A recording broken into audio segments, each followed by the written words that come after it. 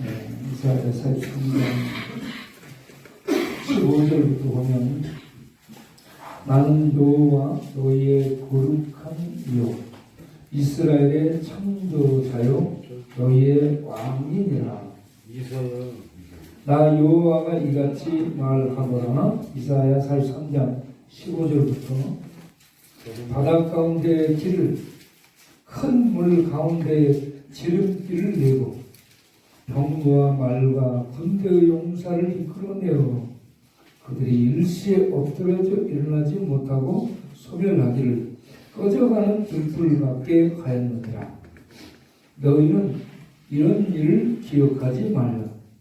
옛날 일을 생각하지 말라. 보라, 내가 새 일을 행하리니 이제 나타낼 것이라. 너희가 그것을 알지 못하겠느냐? 반드시 내가 광야의 길을 사막의 강을 내리니 장차 덜짐승 곧 승냥이와 타조도 나를 존경할 것은 내가 광야의 물을 사막의 강들을 내어 내 백성 내가 택한 자에게 마시게 할 것이니라. 이 백성은 내가 나를 위하여 지었나니 나를 찬송하게 하려 함이니라. 아멘. 여러분, 이스라엘을 애굽에서 이끌어내신 하나님의 이름, 신명은 하나님이 모세에게 가르쳐 주시기를 나는 여호와라라고 말씀을 해줍니다. 여호와라는 뜻은 스스로 계시는 분. 사람들이 만들 수 있는 우상이 아니고 이렇게 타락해가지고 사람들 위해 군림하려고 하는 타락한 이 천사들도 아니고 마귀 사탄도 아니고 스스로 계신 신 여호와라고 알려주고 있습니다. 그 여호와 하나님이 여기에서 뭐라고 얘기하냐면 43장 15절에 나는 여호와 너희의 거룩하니라 라고 말합니다. 거룩하다는 말은 피조물과는 본질이 다르다는 얘기예요. 네. 이 근본이 다르다는 얘기예요. 네. 초월적인 존재. 그래서 그분은 빛 가운데 계시고 영혼 속에 계시고 영원한 생명을 갖고 계시는 그러한 신이시기 때문에 그 하나님은 죄와 흠과 티가 없는 그러한 구별된 존재. 그래서 거룩한 분이라고 소개를 하고 있어요. 그런 하나님이 이스라엘을 만들었다는 얘기입니다. 이스라엘의 창조자예요. 그리고 이스라엘을 이끌어내신 왕이라고 말씀을 합니다. 이스라엘의 왕이에요. 네. 바로가 왕이 아니고요. 사탄이 왕이 아니고요. 네. 여호와 하나님이 이스라엘의 왕이라고 말씀합니다.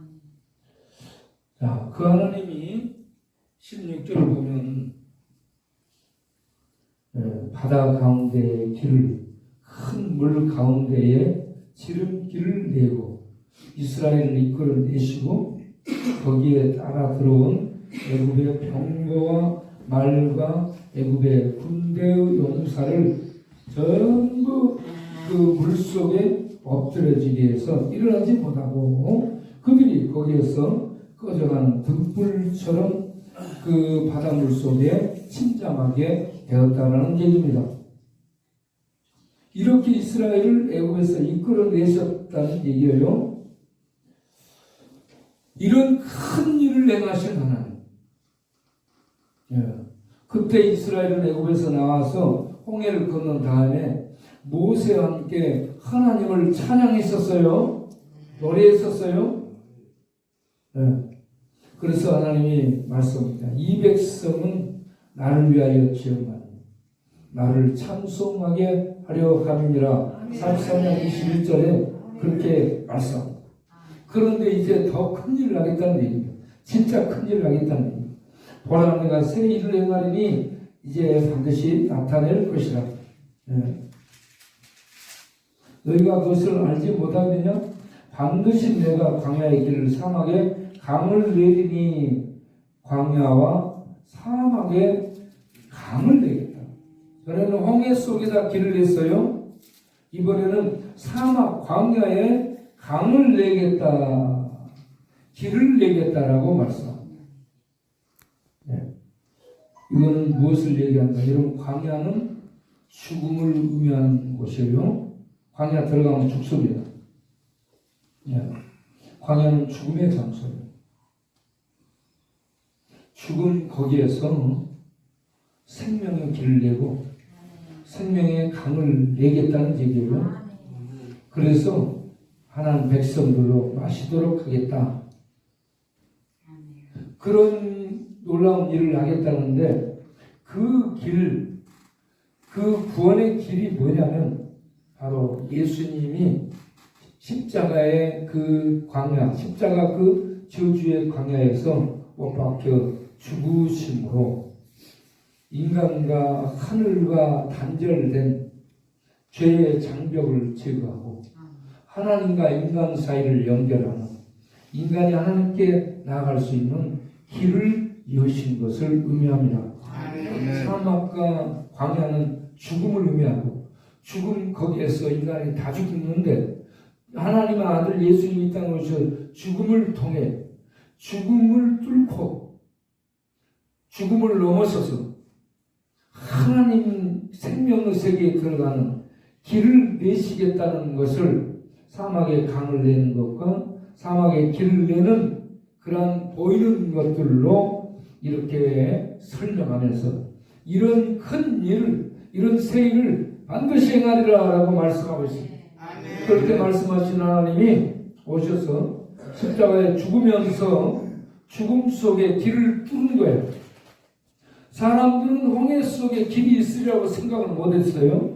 홍해 앞에 가면 죽음 끝나는 것으로 생각하는데 홍해 앞에서 죽는 게 아니고 길이 있었던 것처럼 저주의 죽음, 인간들이 죽는 죽음 그거는 끝으로 생각해요.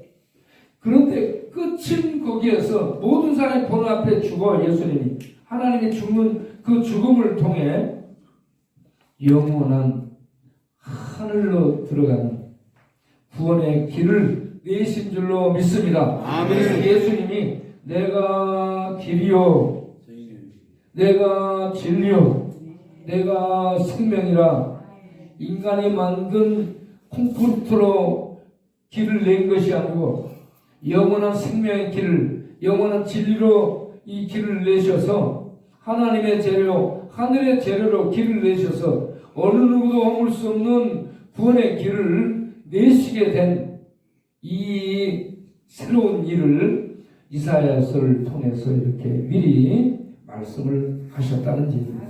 그리고 오셔서 때가 되어 오셔서 죽음으로 구원의 길을 내신 줄로 믿습니다. 우리 예수 믿으면 그 길을 들어가게 되는 거예요.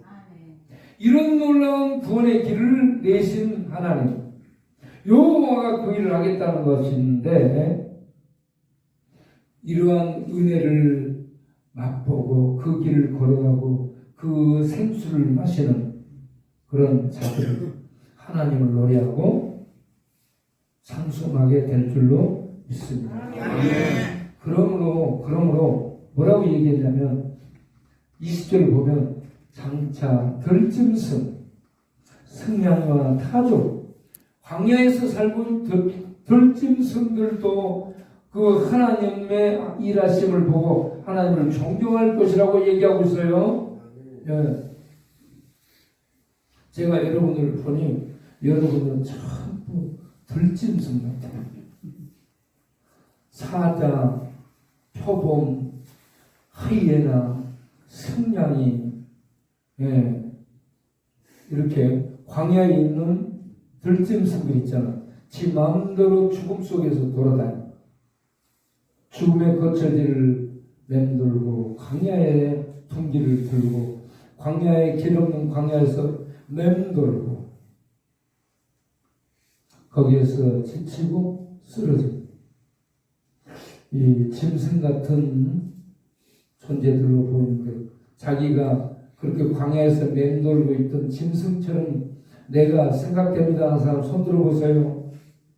나는 그 광야에서 맴돌던 짐승 같다고 생각됩니다 하는 사람 손 들어봐요. 손 들어봐. 손이 없는 사람 발 들고. 네.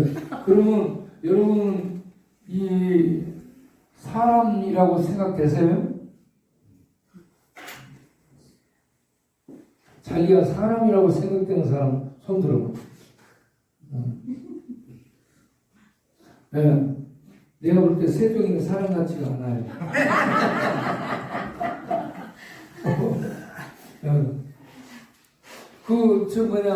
도로에서 마시고 거기서 뒹굴고 잠자고 이게 들에서 살고 있는 짐승들하고 비슷하지 않아요?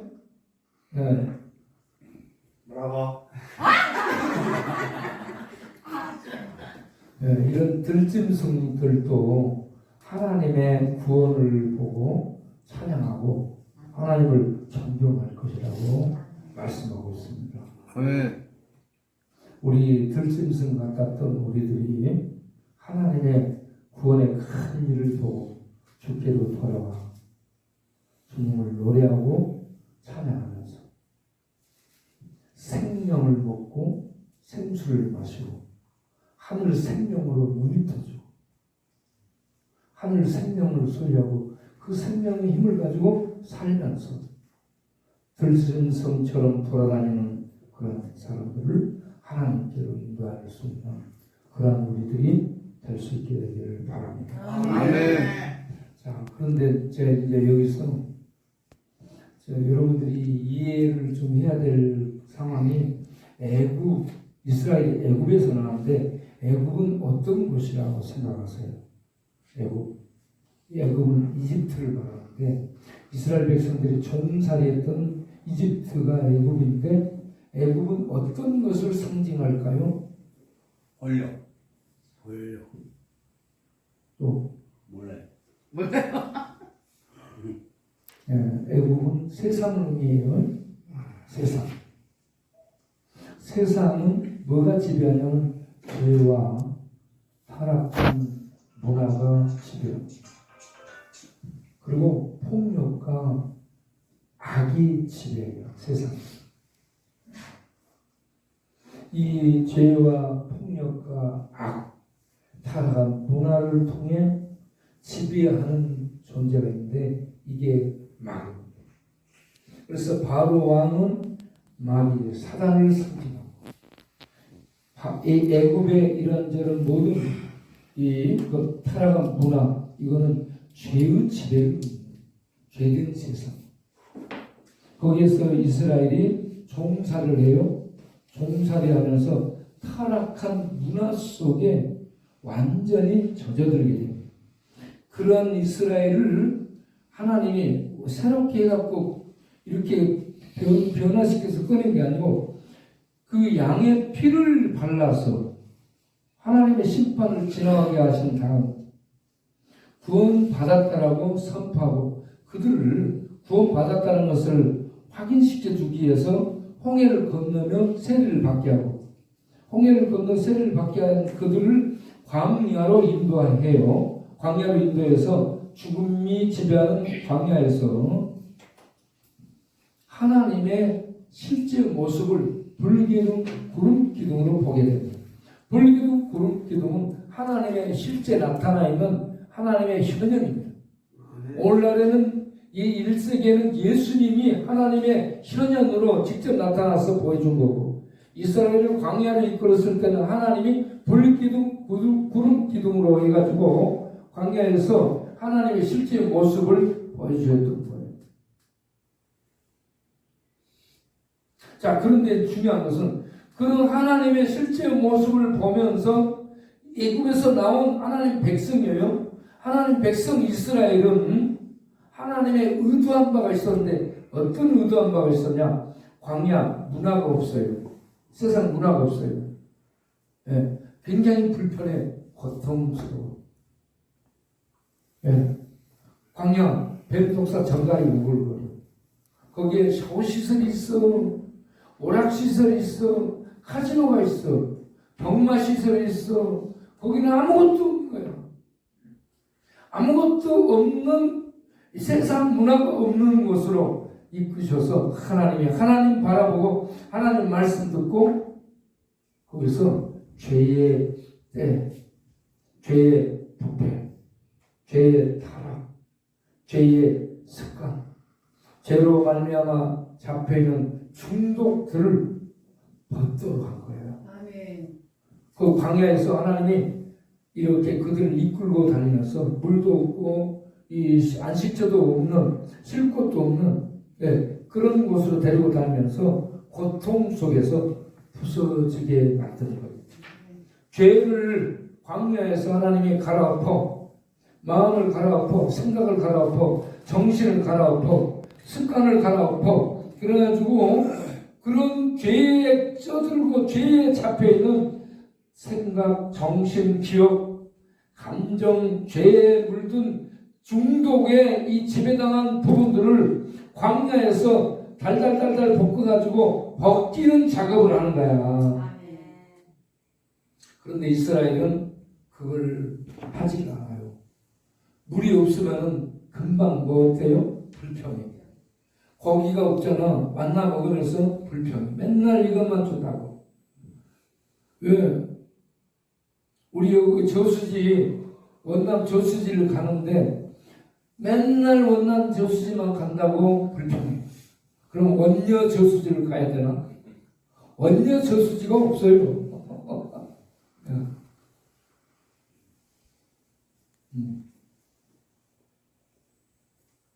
이 이스라엘이 이렇게 은혜를 입고 나왔으면서도 불평하고 원망하고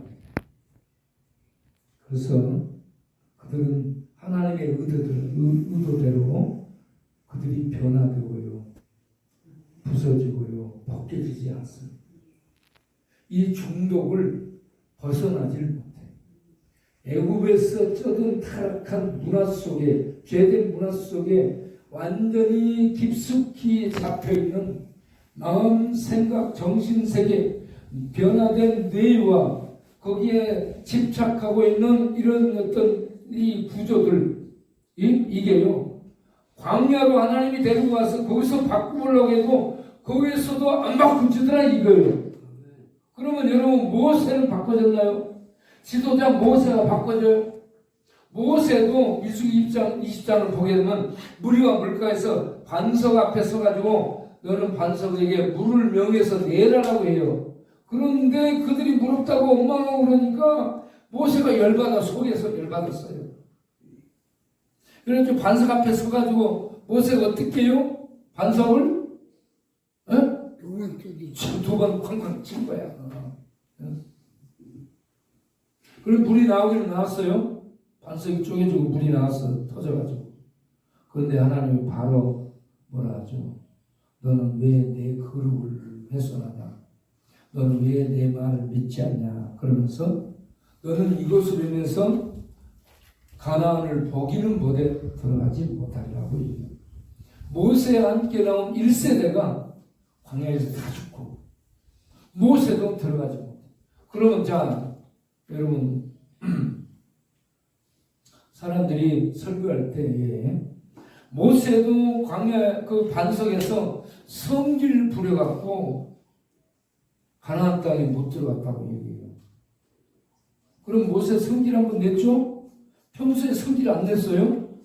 성질 그렇게 열받게 해도 성질 안 냈던 모세가 우리가 반석에서 이거 쳐갖고 성질 한번 냈다고 못 들어가게 하는 이것을 죄로 해가지고 못 들어가게 하는 그런 하나님인가?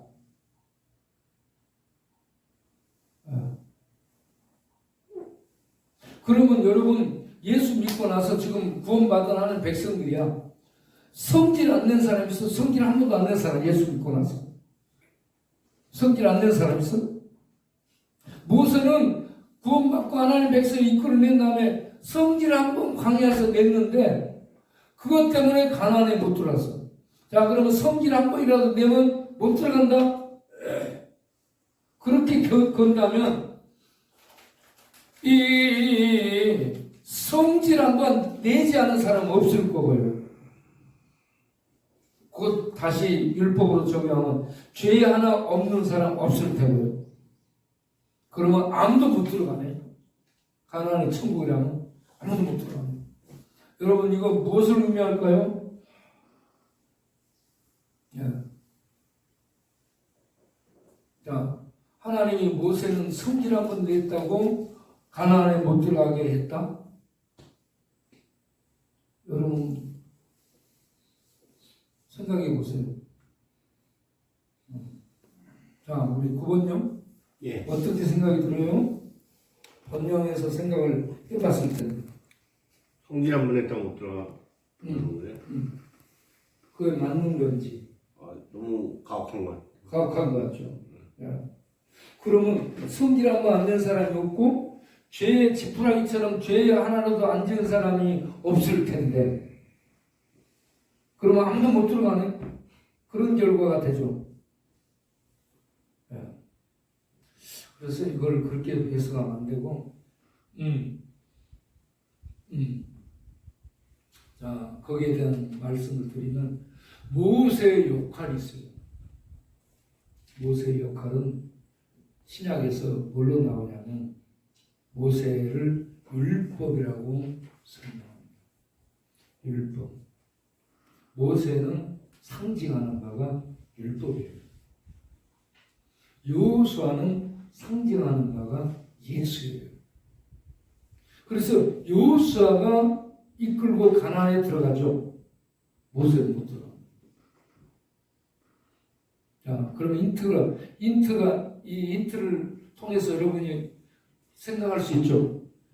율법으로는 천국에 들어갈 수 없다는 얘기입니다. 율법의 역할이 뭐냐? 정죄하고 심판하고 죽이는 역할입니다. 그래서 율법 아래에서 율법 가지고는 절대 못 들어간다. 이걸 얘기하는 거예요. 하나라도 걸리면 못 들어가는 거예요. 율법의 역할이에요. 그러면 어떻게 들어가는가? 예수와 여호수아 예수에 의해서 하나님의 은혜에 의해서 천국은 들어간다. 그래서 율법에 의해서는 못 들어가. 단 머리털만한 죄가 있어도 못 들어가. 그런데 은혜인 예수에 의해서는 죄인들이 천국에 들어가는 길이 열리게 됐음을 믿으시기 바랍니다. 아멘. 그래서 예수만이 우리의 구원 진리를 알고 여러분 예수를 영접하고 예수를 믿고 의지하시기를 바랍니다. 아멘. 그런 다음에 여러분들이 하나님 앞에 나와서 하나님의 말씀에 의해 양육을 받고 자라고 그리고 하나님의 말씀에 의해서 우리의 정신, 우리의 마음, 우리의 생각, 우리의 뇌, 우리들의 죄에 잡힌 집착, 죄에 길들여진 습관, 죄에 포로되어 있는 중독 이런 세력들을 끊어낼 수 있도록 하나님 은혜 앞에 순종할 수 있는 그래서 만들어져가는 우리들이 될 수 있도록 해야 되는 것입니다. 이스라엘 백성 애굽에 나와가지고 광야에서 하나님에 의해서 만들어져야 하는데 그들은